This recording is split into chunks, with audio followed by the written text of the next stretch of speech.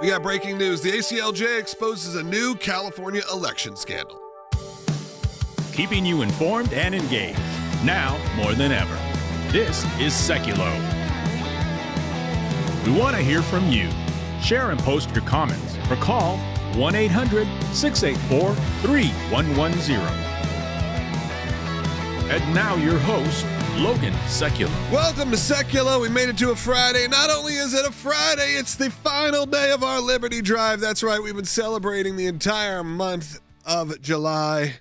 All of what we love about our country, obviously the 250th of America. If you want to be on the show, by the way, about that and the work we do here at the ACLJ, protecting your liberties, protecting your freedoms, I want you to call in about that as well, even if it's just a message of encouragement or thank you, because we are going to have a packed show today. We did uncover some real fun stuff out of the state of California. I know you always love to hear about that. We're going to get to it in just a second, but phone lines are open for you at 1-800-684-3110. It is the final day, as I said, of our Liberty Drive, which means if you like this show, if you like the free legal work that we provide, if you like the fact that you can come on here, get informed and engaged, as it says in the intro, and also be updated with truth.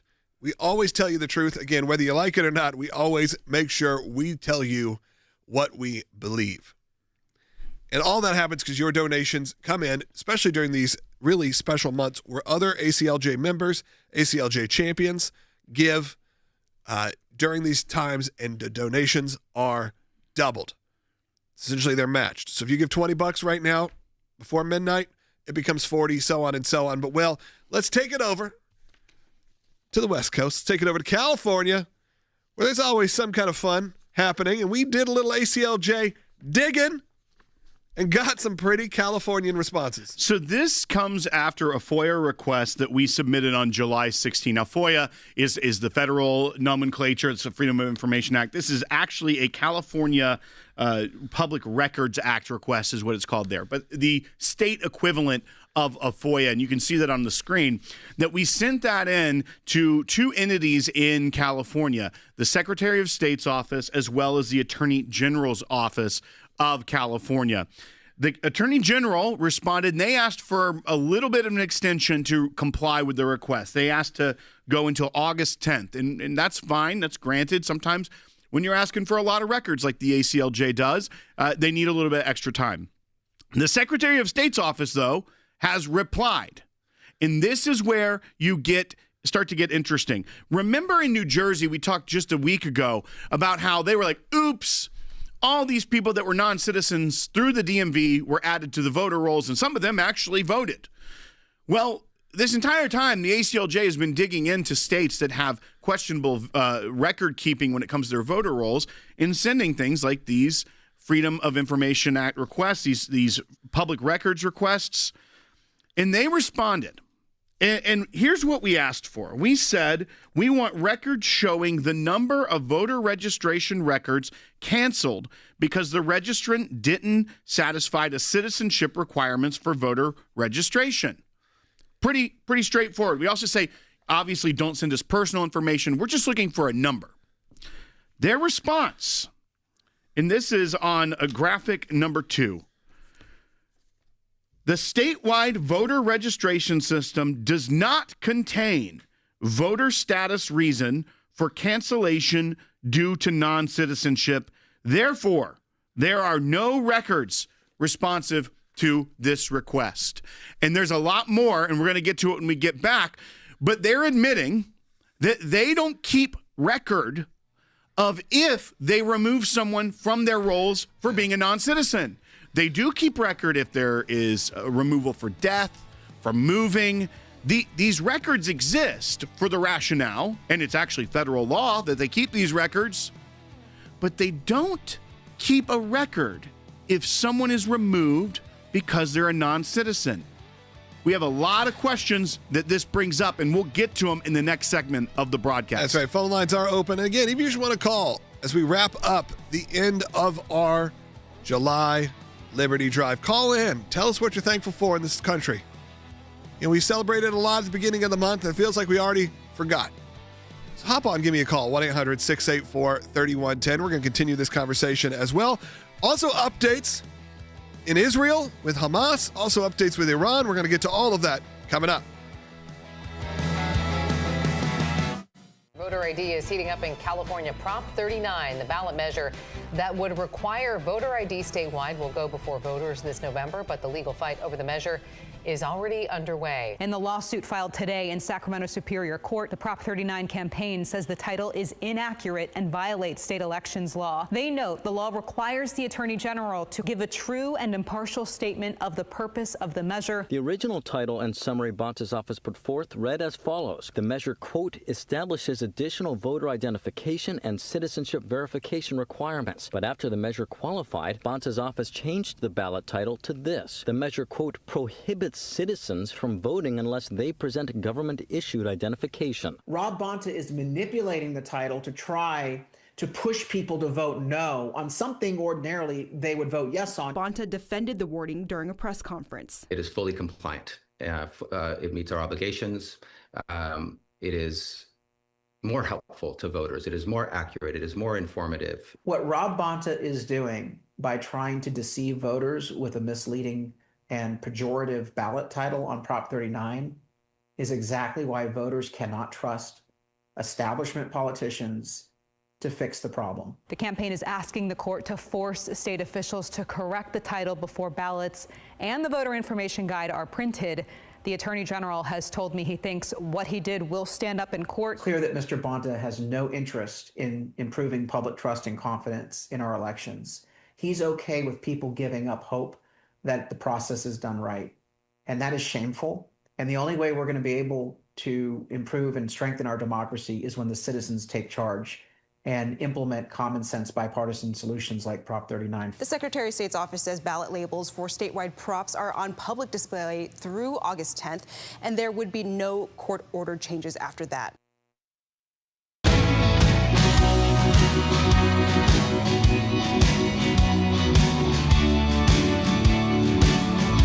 Welcome back to Sekulow. Final day of the month, final day of our Liberty Drive. Be a part of it today at ACLJ.org. Before we got off last segment, we were discussing something we've uncovered in the state of California, another election issue. We know a lot of you also are curious about what's going on in Israel. Maybe late last night you saw an announcement from President Trump that was a little hard to understand fully what we're talking about here, including a disarmament, full disarmament of Hamas. We're all very hopeful. We're all very, kind of on pins and needles to see what that actually will look like as a deal was allegedly signed. We don't know all the details yet. We just know that it was at least strong enough for the president to make a pretty strong statement about maybe a coming to an end with Hamas and a new Palestinian government. Now, I don't know if that's necessarily what a lot of people were hoping for, but I mean, goodness, it'd be better than what we have right now. So maybe we will be seeing an end to that conflict. We'll talk about that a little bit later, Will, but I know you wanted to kind of reset what's going on in California. That's right. So as you remember, even when you think about that story last week about New Jersey having a bunch of people on their rolls that accidentally, they blamed it on a software glitch that got onto the voter rolls, and many that even voted that were not citizens and therefore should not be voting. And they said, oh, this is outrageous, but we're going to fix it, whatever. We have been taking action going to states that have questionable practices when it comes to their voter rolls and keeping them clean and in sending records requests. This we sent to California to the Secretary of State and the Attorney General on July 16th. And we asked for a few things, 4 things specifically, but one of them was for records showing the number of voter registration records canceled because the registrant didn't satisfy the citizenship requirements for voter registration. So what's that asking for in plain English? Hey, did you find people that were on your voter rolls that were registered to vote that aren't citizens and shouldn't have been there, and therefore you took them off the voter rolls? We got a response from the Secretary of State's office just, July 30th is the date. So we get this response, or when we received it, rather. And what does it say? It says, and this is what's so striking, that, hey, that thing you're asking for, and this is graphic too, that we don't have it. We have no records. Not because... And what is it that we're asking for? This is asking for how many non-citizens did you take off your voter rolls? Yeah. Did you clean up the rolls, and what did it end up being? And their reason that they don't have anything isn't because it didn't happen. It's that they don't keep records on that. It says specifically, the statewide voter registration system does not contain voter status reason for cancellation due to non-citizenship. Therefore, there are no records responsive to this request. But don't worry.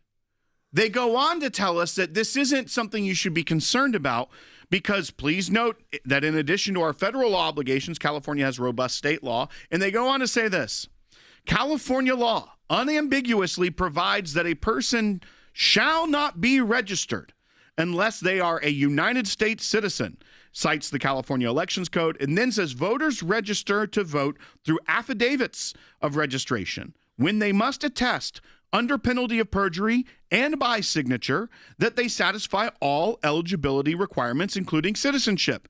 It goes on to cite other things like their voter program, which is what had an issue in New Jersey, that it's a safeguard. All of these safeguards, but yet don't worry, it won't happen, but we don't keep records if it does happen, so therefore we can't provide you with anything.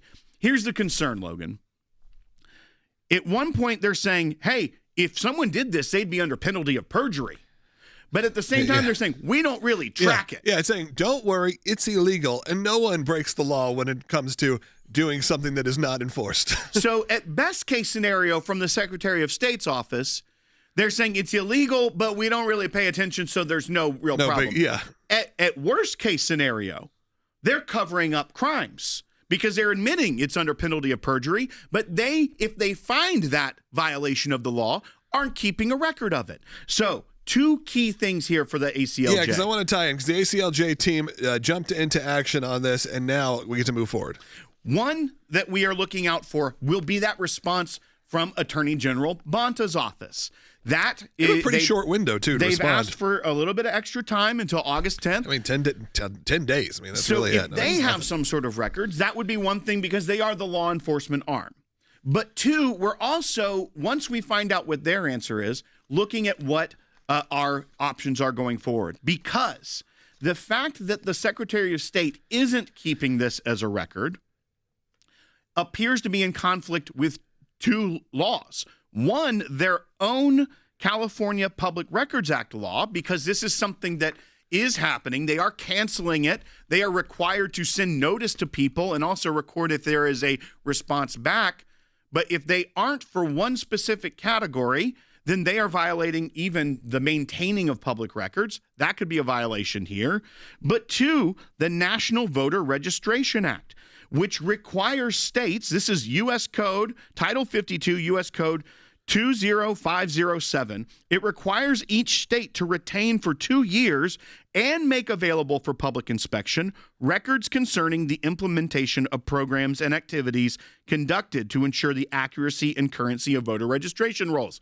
I.e., if you are doing something to clean up your rolls, you have to document it and keep those records for public inspection for up to 2 years. So they could be in violation of their own state law as well as federal law by not having these records if they exist. That's the concern here. That's why sometimes getting no response leads to more action than getting a record that shows, oh, we had, a bunch of people that weren't citizens and then we cleaned them up. This is all happening at the same time that they have this Proposition 39 that voters will vote on, which would give more security to their elections, where we have Attorney General Bonta, whose office has a records request from us right now pending, that changed the language from establishing additional voter identification and citizenship verification requirements to prohibiting citizens from voting unless they present government-issued ID. Remember, we talked about that, playing with the language. Yeah, I think this is an interesting time because, look, in California, we know how the elected officials are going to run for the most part. In the bigger, broader cases, like the governor and that kind of thing. Even the mayor of L.A., we went back and forth on what that would look like. It's probably going to be no friend to a lot of conservatives. However, there's still a decent amount of representation, and when you take things through the legal course, you take things to court, things actually can happen. We can have some movement, some changes, some representation if they're honest and fair judges, and a lot of times they are, or they're honest and fair courts that will provide us with what we need here. So don't lose hope that this is coming from California and think nothing can get done. It's clear stuff can get done. Well, and once again, this is a way that taking a simple records request to a state and saying, hey, give us the records as your law requires. When you get a response or no response, because they don't have any in this case, a response that says, sorry, what you're looking for doesn't exist. They pled the fifth. They Fauci'd it, is what they did. They Fauci'd it here, and it gives us more opportunities. The entire FOIA practice of the ACLJ is robust, but sometimes it can be one of the most painstaking ones because the government's, even the U.S. government, even when it's a friendly administration, doesn't want to give you the records, even though they're required to. Yeah. So you have to first file the first request. Then you have to see what you can corroborate between the AG's office and the Secretary of State. Then you know the path forward. So we've got kind of a deadline that we're looking forward to, August 10th, where we should get a response from the AG to know what our next steps are. Do we have to sue the state of California over their records request because now we know what else to look for? They said there's nothing here, but there be something over here? Or is there another legal action altogether that we can raise or bring forward that they're not following when it comes to the federal law? Yes, I mean, we'll have an update for you in 10 days. That doesn't happen much here at the ACLJ. Often, we're talking about the painstaking process of working through the courts, working through the federal government, working through state government. It usually takes a long time. But because there's some deadlines here, we'll at least have an update. It may not be what you want, but we'll see. And the work of the ACLJ continues. Remember, these ACLJ attorneys, they are paid. We make sure that they get taken care of as best because we want the best of the best here. And none of that happens without your support. So I'm going to encourage you as we are wrapping up today, our Liberty Drive. Number one, give me a call. I'd love to hear from you. Again, we've been celebrating America for the whole month of July, but really, you can lose sight of that pretty quickly after the first week here. Call in. Let us know how you celebrated and how you look forward to celebrating with your family this 250th year. I know it sounds crazy, but it's only been 3.5, 4 weeks since the 4th of July. Be a part of it today. Be a part of the Liberty Drive. A great way to do it, though, to show your support for American values is to make a donation to the ACLJ and have your donation doubled today before our midnight deadline. That is at aclj.org/liberty. You can scan the QR code you see on the screen today. Look, none of this happens without you. And what happens today will set the stage for cases that we are taking and the people that we are helping around the world right now. Help us hit our goal today. We are close, but we're a little bit behind. I need you to support us, aclj.org/liberty. Join these fights. Have your gift doubled again before our midnight deadline. Donate today at aclj.org/liberty. And again, we got about 3 lines open, 1-800-684-3110. I'm going to be taking calls, just Will and I today. So I'm going to be taking your calls and comments throughout the rest of the show. That is at 1-800-684-3110.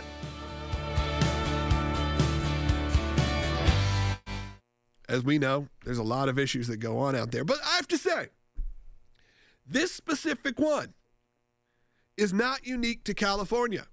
You've probably experienced it in your own local elections, which is you walk into the ballot box, you know how you're going to vote on one, an initiative or another, and you start to read how you're going to vote, and you realize it is a jumbled mess, and you get very insecure about the way that you're supposed to vote because the words are written with intention, and that intention is to confuse and deceive you. And that is what's being alleged right now to the Attorney General of California. That's right. And when you see what's gone on, even with like the mayoral race that we saw and the questions that arise out of this, it feeds back into what we were talking about yesterday of people needing to be confident in the elections that take place in this country.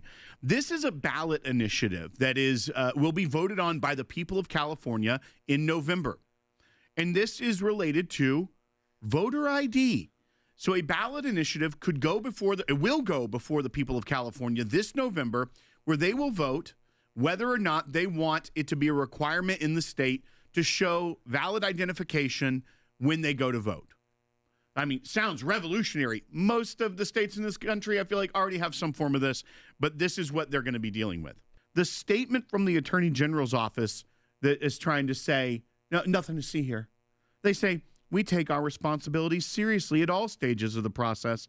It is not uncommon for the ballot title and summary to change from the circulating version, and this year, all 9 voter-proposed initiatives had changed. our office properly exercised its discretion to provide further clarity to voters about Prop 39's chief purpose and points for the ballot stage. No, you didn't. You are trying to say that it prohibits people from voting.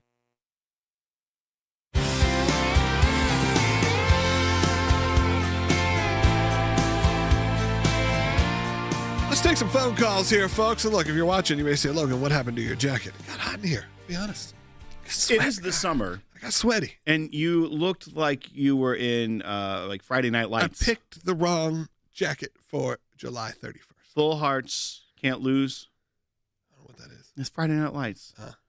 Not familiar. It's the thing. I didn't quote it perfectly. Yeah. All right.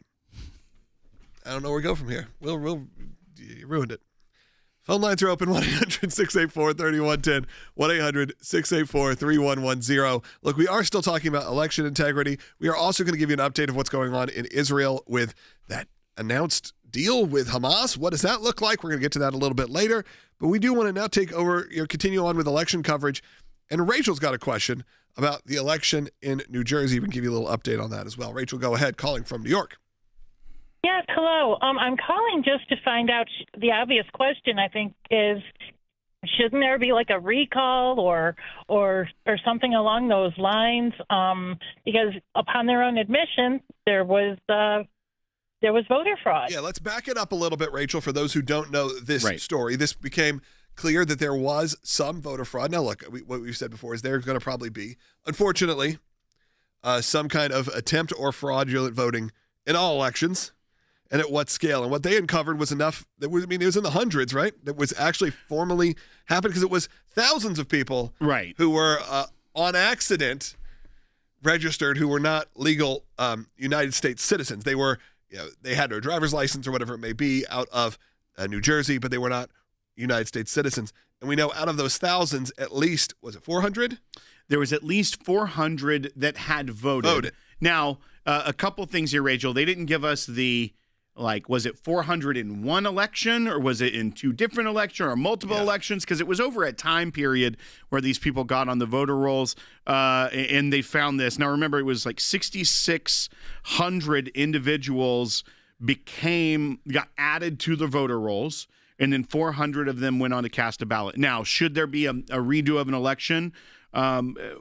Based off those numbers, I don't think so. And as you even brought up, the fact that there is most likely people voting in every election that shouldn't be voting. That's what we're trying to fix. We're trying to get to a near perfect system, which is a difficult thing to do.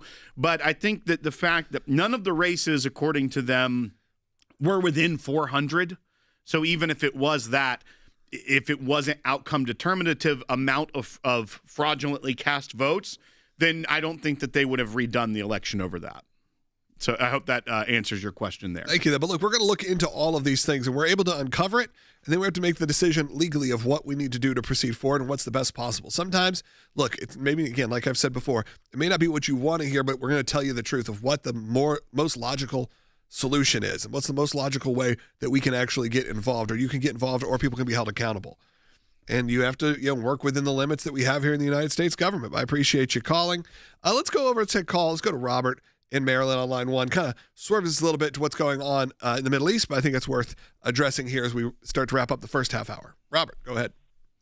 Yes, I wanted to ask the both of you, do you believe that because of the breakdown of the ceasefire agreement and the memorandum of understanding between the U.S. and Iran, because of Iran's ceasefire and memorandum of understanding violations, that the United States is going to go back to full combat operations against Iran? Yeah, I mean, the threat is there, Robert, from the president, that would be what's happening. I think he also is keenly aware that the midterms are coming up. Right. And that it has not been the most popular war in the world. Let's just not be dishonest in terms of public opinion, whether you agree with it or disagree with it. It has not been incredibly popular. So he's talking a big game. Whether he actually lives up to that big game, so far, there have obviously been issues that have gone back and forth, but there has been a bit of bloviating in the terms of the way they talk. Yeah, I think bloviating in some ways, but also downplaying in other ways. I think that's where it is an unknown, Robert. You look at the fact that he constantly is saying they're lying in private talks. I mean, he's at Camp David having a cabinet meeting right now as we're on air, saying they lie in the private talks and then they say something different in public. They obviously they violate it. But then he also says they're completely decimated still. Yeah, they have nothing and they can do. That these attacks they're doing aren't really a big threat. So he downplays the threat of Iran and their capacities, but also is saying that we're going to keep hitting them. I tend to think, as you're saying, Logan, he's looking at a way to almost keep it status quo through the 95 days we have left in the midterms, until the midterms. I don't know. I do know there was the Wall Street Journal report that a general has given a suggestion, a battle plan that would be 10 to 14 days that would be more similar to the intensity of Operation Epic Fury. We will see if they move forward with that. That is something on the table, but I don't know if the president really wants to get to that. I think he likes that they're just striking, they're hitting them whenever if they do something out of line, like launch a rocket. We are able to intercept them. It's not at the level that is breaking through missile defense systems, that he's kind of fine with the status quo at this point. Yeah, thanks for calling, Robert. We're going to continue taking calls throughout the next half hour. By the way, if you don't get us for the full hour, you should. You should join us even online if you don't get us on your local radio station, or maybe you're finding us broadcasting on YouTube or Rumble. If you are, just stay here. We're not going anywhere. Or on Facebook, we do the full hour here each and every day, Monday through Friday, 12 to 1 p.m. Eastern time. And look, we do this without a paywall. We do this without anyone, big advertisers coming in and telling us what we can or can't talk about. We're in a completely independent media operation here at the ACLJ. But that is only because people like you support it financially. We don't have to be reliant on sponsors. We don't have to be reliant on paywalls. We only have to be reliant on people like you supporting this show, which also supports our legal side, which goes all over the world. You've heard about our work in Israel. You've heard about our work in Europe. You've heard about our work, obviously, the ACLJ here in the States, that goes from Capitol Hill all the way to a girl that wants to talk about her faith in school and is getting harassed by an administration. That is the kind of work the ACLJ does. The scope is large, and it only exists because people like you support. And these special months where donations are matched, where donations are doubled, are the most important times. So I always encourage you to support during these months as much as possible. And look, we have a deadline today. Today's it. We're going to wrap this thing up at midnight. The Liberty Drive ends, our celebration of America. And what a good way to do it than send us off with some style here, folks. Have your donation doubled. Keep us in these fights. Be a part of this family. Because look, here at the ACLJ, we are defending not only Christians and Christian values here in this country. We're also in the Middle East. We're in Africa, Pakistan. Sisi was in Morocco last week. We had team members all over the world that are working, either consistently traveling or are living and based there. Our European Center for Law and Justice, our ACLJ, it's a working office. ACLJ Jerusalem, you got Jeff Balaban. You got teams there that are working constantly on these very important issues. And in this next half hour, I want to hear from you. So whether you are thankful for the work we do here, whether you love being a part of the team, or whether you got questions in relation to it, or relations to celebrating this country wrapping up this month of July, I want to hear from you at 1-800-684-3110. Because just me and Will, and we would love to hear from you as we continue on and wrap up this week strong. So once again, I know it can get annoying. I know it can be ad nauseum. Phone lines are lighting up. But I know a lot of you, we lose here at the half hour mark. Some of you got to get back to work. Some of you got other things to do. Don't let this miss opportunity. Don't let yourself miss this opportunity. Don't miss it. Don't miss it. Now's the time. ACLJ.org. Have your gift doubled today. It's a midnight deadline. Well, why wait till midnight? Do it today. Do it now. That's at ACLJ.org. Again, ACLJ.org/liberty, or scan the QR code. Phone lines are lighting up at 1-800-684-3110. Second half hour starts in less than a minute. Don't go anywhere. We hold these truths to be self-evident, that all men are created equal, that they are endowed by their Creator with certain unalienable rights, that among these are life, liberty, and the pursuit of happiness. They are the cornerstone on which our constitutional republic was built. And over the past 250 years, through those God-given rights, we have formed a great nation. A nation the world has looked to for guidance, for support, and for protection. This month we celebrate our liberty, but that liberty is fragile and requires every American to defend it. In honor of America's birthday, we're redoubling our commitment to continue fighting against any attacks that would strip us of that freedom. We owe it to our forefathers who sacrificed everything to stand up to tyranny when their freedoms were threatened. You can join the fight right now through our ACLJ Liberty Drive and have your tax-deductible gift doubled, dollar for dollar, to enable the ACLJ to fight to defend our God-given liberties. Keeping you informed and engaged, now more than ever. This is Sekulow. And now your host, Logan Sekulow. Welcome to the second half hour, Sekulow, for your Friday. Look, we're wrapping this thing up strong. Liberty Drive coming to an end at midnight. Be a part of it at aclj.org. Throughout this next half hour, I'm going to be taking your calls and comments at 1-800-684-3110. We just found out our friend Rick Grenell is going to be joining us here in the next segment if we ever want to talk about California or the Middle East. He's a good person to call, so we're going to have Rick coming up here. But again, phone lines are open for you. Just one right now, but you can call in 1-800-684-3110. The main topic of the day is obviously election integrity out of the state of California, because the ACLJ team, if you are just joining us, uncovered some pretty wild stuff, which means we just checked in. We said, hey, we just want to know how you're handling this cleanup of your voter rolls. You know, when you know someone is not a citizen, or you know maybe someone died, maybe there's you just need to get people off the rolls. How does it work? And they said, well, we don't really know. We don't really follow. We don't really keep track of that. But don't worry, guys, Team ACLJ. It's illegal to vote if you're not a citizen. It's illegal to vote if you're voting illegally.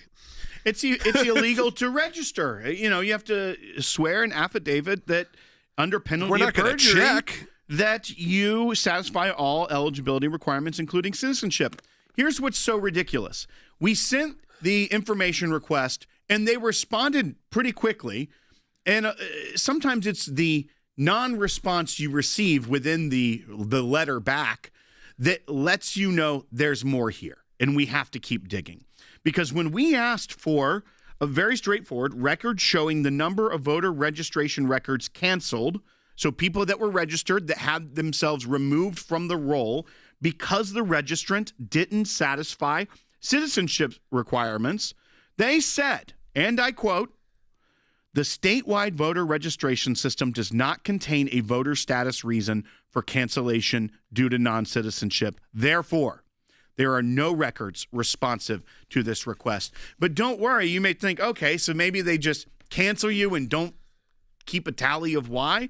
No, they even admit down in the following responses and give links to the ACLJ that they do keep records on death, on if someone is a felony, convicted of a felony and loses their right to vote, if people have moved. They mark these reasons, and they have to. It actually is a part of the National Voter Registration Act that they maintain these reasons, that they maintain these records for at least 2 years and have to make them available for public inspection concerning the implementation of programs and activities conducted to ensure the accuracy and currency of voter registration rolls. Now, Logan, they're either negligent here, not staying up to date with and following federal law, as well as their own internal state records keeping laws, or they're trying to hide something at the Secretary of State's office. And we're going to get to the bottom of it, and that's why your support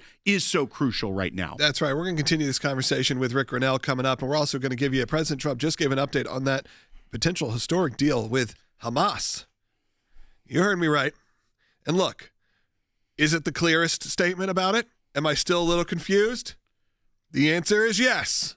But we'll play it. You'll hear it from President Trump, who just made the statement in Camp David. Then we'll get response from Rick Grenell. Hey, all those phone lines that were full, something happened. Most of them are not full now.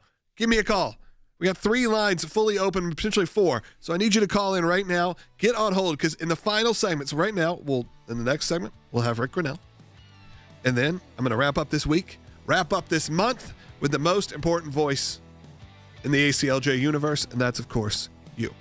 So call in, whether you have a message of support, whether you have a question or comment related to any of these topics, whether you want to talk about how you celebrated this country.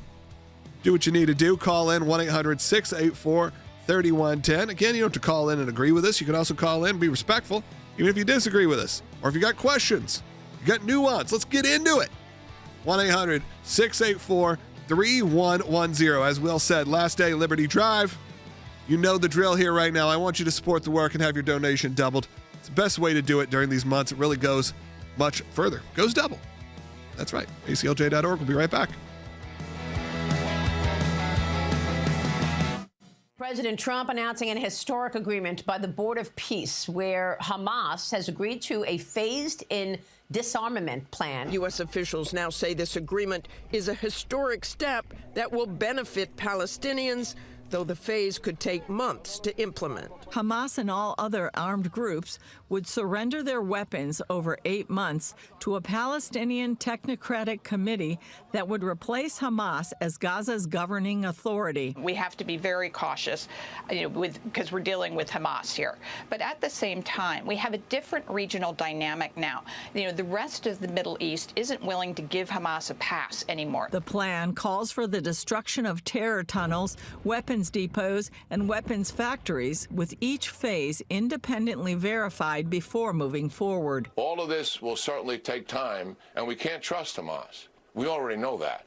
They lie and they cheat. That's why this verification process that's phased in is going to be critical. And eventually, Palestinian committee would take over control. If this is it, things are working out, there'd be a Palestinian security force and an international stabilization force headed up by a two-star Army general. As disarmament progresses, the IDF would withdraw from Gaza in stages, while an international stabilization force and a new Palestinian police force assume responsibility for security. So if we have actual guarantees from countries like Egypt, like UAE, for example, that they are going to make sure the security situation is under control, we could see a different paradigm emerge here. So the process is moving forward. Many people thought it would never get moving forward because of Hamas's resistance, but this is progress. Credit the Trump team for staying with this and not abandoning it. 9 months later, we have some daylight here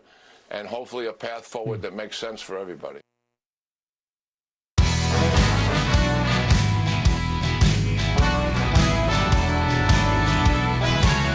Welcome back to Sekulow. Rick Grenell's joining us via phone. Rick, we're talking about what's going on in California, some rules the ACLJ was able to uncover with our FOIAs for the election. But I also wanted to talk about what is going on with this deal that was announced late last night, a deal, allegedly, with Hamas. Not something you hear that often, of course, has to do with the conflict. It's sort of a global deal in general. I think there's some blurriness to it as people are trying to kind of sort through the ins and outs of what this actually could mean. Could it actually move to the end of Hamas and a new government regime being run that's maybe a little bit more tolerant in the Palestinian areas of Israel? Let's listen to actually President Trump just moments ago in Camp David, and then we'll get your response. Go ahead, President Trump. There's not a bite number, so just go ahead.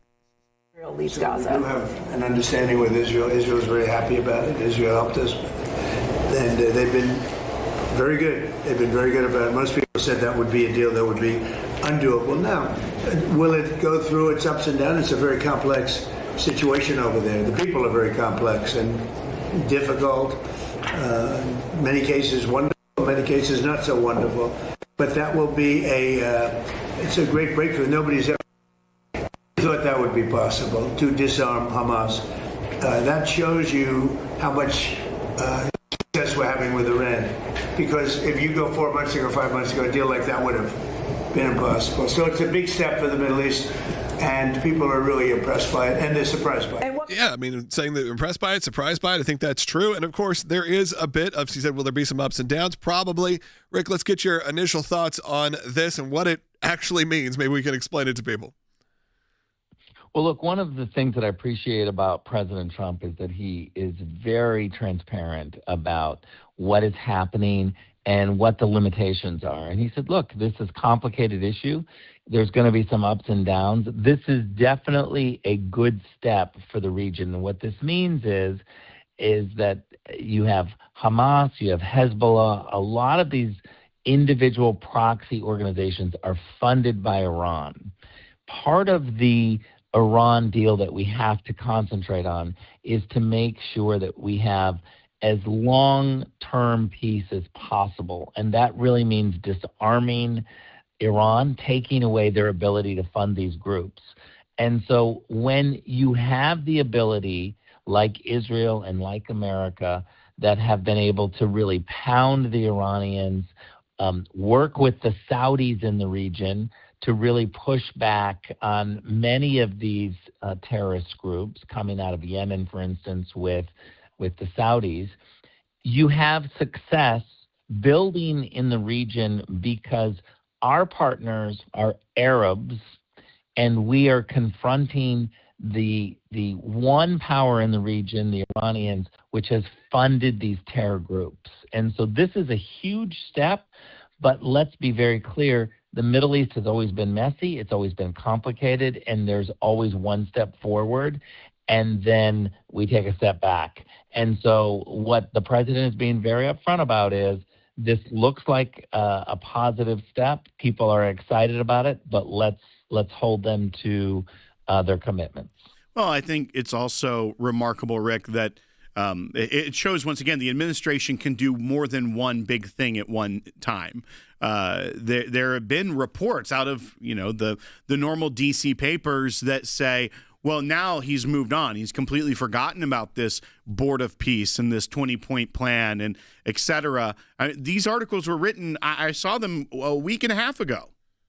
But it goes to show that, no, this administration can do big things, difficult things, and not lose sight of those when there are a lot of things going on in this world. Well, look, one thing that we know for sure is that President Trump is somebody who is constantly involved on these big issues. So he's monitoring it. The Washington establishment gets frustrated because the president of the United States can move from diplomacy to an announcement of moving forward with a sense of a peace initiative, and then the next day bring military action to have partners come back to the table. We've never seen a president move so quickly and between diplomacy and military action and watch the situation, evaluate his decisions, and adjust according to what's happening on the ground. This is unprecedented for a politician, a president of the United States, to move so quickly between the two, depending on what is needed. And I think that this is going to change the way presidents have to govern going forward. They can't just have a policy, come back to it in a month. They may have to change it the next day, the next week. Rick, I do want to shift topics here a little bit and kind of talk a little bit about something from your home state. I know you've been traveling this week, so I'll catch you up to speed a little bit on this. But we sent, after a conversation with you a few weeks ago about the voter rolls in California, our attorneys, they listen to this broadcast, they get ideas. They sent a California records request to the Secretary of State and the Attorney General, asking just for the records of when people were taken off the rolls because they were non-citizens. And remarkably, we got a response yesterday from the Secretary of State of California's office that told us there are no records of us doing this because we don't keep track of it. Now, they also tried to assure us, but don't worry, it's illegal if someone did try to register to vote. And if we did take them off, though, we don't have record of that. It appears this is in violation of the National Voter Registration Act, NVRA, as well as even their own state reporting. But we're not done with this topic. We're going to keep fighting and keep looking for other angles to bring this to light. But are you surprised that they would be so willing to even admit publicly to the ACLJ in writing that we don't even keep track of when we're taking people off our rolls because they aren't citizens? Yeah, look, I think this is a big mistake by the Secretary of State's office. They've become very comfortable and lazy in Sacramento. It's a town that is completely controlled by one political party. The media doesn't push back, and so you've got this lazy sense of bureaucracy to once in a while be transparent about what they're doing, not realizing it's illegal or immoral at least. And so when we talk about cleaning up the voter rolls on this broadcast, and then the ACLJ team jumps to take action, Look, this is why I'm a part of ACLJ. We don't just talk about these issues. We've got people that are willing to put skin in the game, to go forward and challenge governments, to challenge the Secretary of State in California. I think this is information we can use to keep going, have a lawsuit, work with Judicial Watch, because you remember Judicial Watch was one of the first organizations to say you're not following the law. So maybe one idea is to work with Judicial Watch and to say the state is admitting that they are not complying with the settlement that we pushed years ago when Judicial Watch was suing them for voter roll violations. Yeah, Rick, and look, it's one of the reasons we have you here on this team as well. I think people know that already. They've heard you on here for years. Is not only are we talking about major states, of course, like California, which we think they're, look, this year has been a historic one in terms of at least the bubbling up of some sort of pushback of what was going on in California. We also know that a large supporter base of the ACLJ comes out of the state of California. But Rick obviously has his history and background all over the world. And we know that it's not just here domestically. The ACLJ team works around the world because people like you support it. But I thank you, Rick, for being a part of the show today. I know it's a very busy one for you. So thanks for calling in, taking a few minutes out of your day, and for telling people why it's important that our ACLJ team is in action, because we are there. Look, a lot of shows, like Rick said, can talk about this, and they got to figure out how to work with somebody. Maybe they can get something done. Maybe there could be an outcry. We got a team ready to go. And they're just upstairs. Or they're in our Washington, D.C. studios, or Washington, D.C. headquarters, and they're ready to go. I just got to make a call. Shoot over a text. They're probably watching the show right now, ready to jump into action. And that's what our team does here. And it's pretty cool. I don't think there's another organization like this that provides this much media content and this much actual legal work around the world, or representation for you around the world, whether that is, again, the ACLJ, ACLJ Jerusalem, ECLJ, or European Center for Law and Justice, offices around the world, some of which we could talk about, some we can't even talk about, and that is because people like you support the work. We are on the front lines here in the nation's battle for freedom, it feels like, whether, again, that's here domestically, whether it's in the Middle East, whether it's in Africa, whether it's in Pakistan. We got people always traveling, always going, and some permanently set because you support the work of the ACLJ during these very important months. Today, have your gift doubled if you get your donation in before midnight. But why wait till midnight? Do it right now. And then it lets our team know that you're watching this show, which I always appreciate too. Helps Will and I. Proves our worth, Will, when you do that. It's at aclj.org/liberty. He got nothing to say. aclj.org/liberty. We do have a couple lines still open. And in this next segment, last segment of the day, last segment of the week, last segment of the month, Will, I want to hear from you. That's at 1-800-684-3110. Don't miss this opportunity. Hop on the air and be a part of the broadcast. Again, aclj.org/liberty. Well, let's wrap up this show with the most important voice in the room, and that is you, the supporter, the listener, the champion of the ACLJ. We'll be back in just a moment. Don't go anywhere.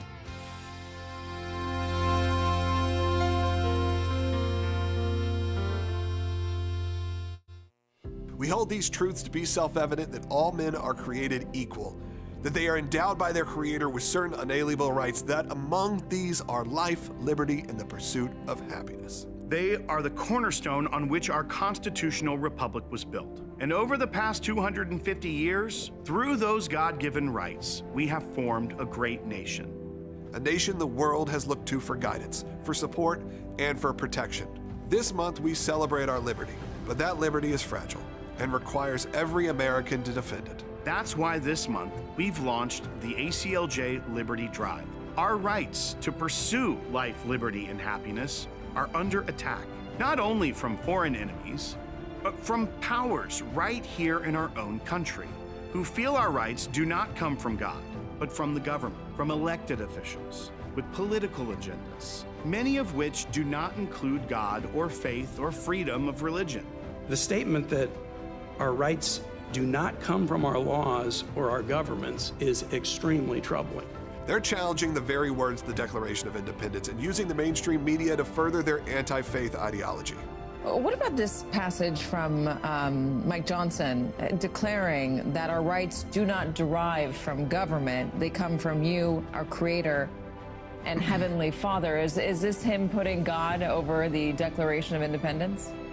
In honor of America's birthday, we're redoubling our commitment to continue fighting against any attacks that would strip us of that freedom. We owe it to our forefathers, the farmers, the teachers, the businessmen who sacrificed everything to stand up to tyranny when their freedoms were threatened. You can join the fight right now through our ACLJ Liberty Drive and have your tax-deductible gift doubled, dollar for dollar, to enable the ACLJ to fight to defend our God-given liberties.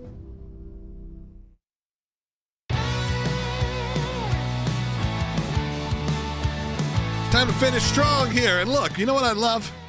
Out of the 4 people on hold right now, 3 of them are ACLJ champions. Those are people that give on a monthly basis. And look, you're a rare group, you're an exclusive group, and I always like to bump you up to the front. This is the rare occasion. Now it's a difficult decision. This is a rare occasion. Well, no, I'm now going to go in the order of which the champions called it. I think that's fair. I like it. Let's start with Sue, champion in California, which also makes sense, what we're talking about today. Right. Go ahead. Hi, it's Sue from California, champion, and I listen to you every day. I just want to state, with the election coming up, Spencer Pratt was somehow eliminated. Yep. And so I've been telling people in L.A. County especially to write his name in at the bottom because there's a write-in box.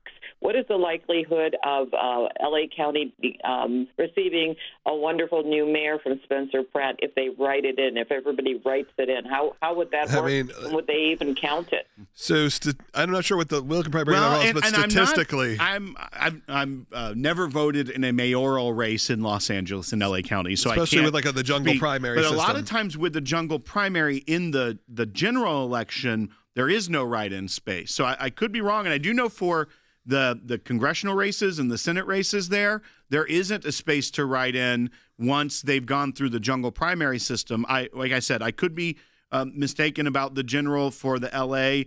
Race. Well, let's talk stats. But statistically, realistically, not going to happen. It's not going to happen. So, I think I appreciate you're wanting to do that. And if you can, God bless you, do whatever you want, vote however you want. If you want to try to make a statement out of your vote, I don't care. I don't think it's probably wasting your vote in the state of California at this point.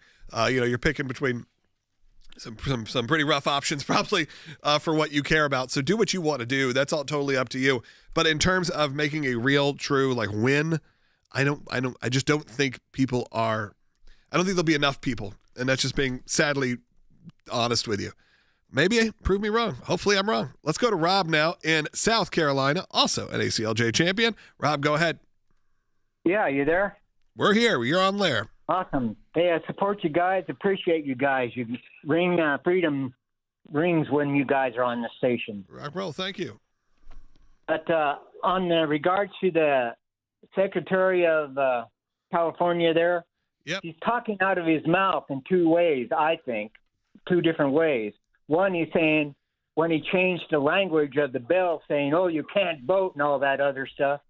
And then they say, well, we have no way of tracking somebody who's voting. How can he even monitor one or the other? If he says, you can't vote, and then they have no way of tracking, somebody could vote, but they wouldn't have no way of tracking it. Rob, here's exactly why this date, August 10th, is going to be so important. That's when the Attorney General's office, Attorney General Bonta, they will respond to our records request, which we had similar in a few different tailored questions for them than we had for the Secretary of State. But yes, you're exactly right. What we're saying here is look, show us the records that you are keeping the election safe. Show us the proof. And they're saying we can't, but don't worry because it's illegal. But so then the voters are saying we would like to ensure that by having a voter ID. And he's like, let's change the language to be a little bit more deceptive. Rob, thank you for calling. I want to now hop over because it ties perfectly into Doug in Washington. Doug, line 3, go ahead. Hey, thanks for being there, guys. I think you're misreading something there with that statement from the go ahead. Secretary of State's office. Where they don't have a category for keeping track of that. It doesn't say they don't have a category for keeping track of it. Read it carefully. It says they don't have a category for doing it. Right. I think this is an admission that they aren't doing that in the first place, not just that they aren't keeping track of it. So, right, I mean, I'll read it verbatim once again. It says the statewide voter registration system, so that's the system that is keeping track of the voter roll, does not contain a voter status reason for cancellation due to non-citizenship. Therefore, there are no records responsive to this request. You know, I will give Doug some credit. Yep. You can read it the way he's saying it, which maybe is another thing for our attorneys to look into follow-up. One, we do know that they keep track of it, and they have that reason listed within the system for deaths, for moving, for other reasons, such as if you commit a felony, get convicted, you lose your right to vote. So are they even removing people? It's a very good question, Doug, and hopefully we'll have more answers. Thank you for calling also, Doug. Thanks for being an ACLJ champion. I really appreciate it. I want to go to Michael, and then we're going to wrap up with probably Marion. Let's go to Michael first. Go ahead. Hi, I'm very glad to hear from you guys. I listen to you every day, and I belong to your club. My question is twofold. One, in Iran, why do they not put feet on the ground? Why are they so afraid that so many people are going to get hurt when war is war and people are going to get hurt anyways? And we need to send in some of our own. Yeah, Michael, I mean, a lot of this is public opinion based. A lot of it is also, remember, new technology of war. You know, it's not necessarily always going to have to be boots on the ground in the same way that we even think about as recently as the war in Iraq. I think this is also where you see the conflicted nature of President Trump himself. Because that is what he has consistently said he does not want to do. And Logan, you mentioned the technology. A lot of this was able to do successfully with very minimal harm to American troops. Obviously, any loss of life is a horrible thing for America and for the families and for those individuals. But wanting to limit it, it is a much more dangerous situation when you start putting people directly on the ground in hostile territory. So I think a lot of it has to do with his apprehension of doing that, and whether or not it escalates and it becomes necessary. I don't know. I think that he's trying to avoid that at all costs, and I think that's his prerogative on that, not necessarily the planning of the generals. All right, last call of the day and a good last call of the week. Last call of the month. Let's go to Marion in Texas, ACLJ champion. Take us home, Marion. Oh, it's good. Yeah, first of all, I wanted to thank you guys for what y'all do. And a lot of people don't realize some of the things that you do around the world. There are a lot of injustices that would take place, but because you people have contacts all around the world, y'all never get credit for some of the justices that you do by allowing our money to hire attorneys to help these people that are being condemned or persecuted, whatever's happening. And those may not ever be reported, but nevertheless, that's there. So we have to do our part. Y'all are doing your part by helping around the world. And our part, besides helping you guys out, a lot of times I hear people say, well, my vote's not going to mean anything. Look at all the corruption and everything. Our part is to be faithful.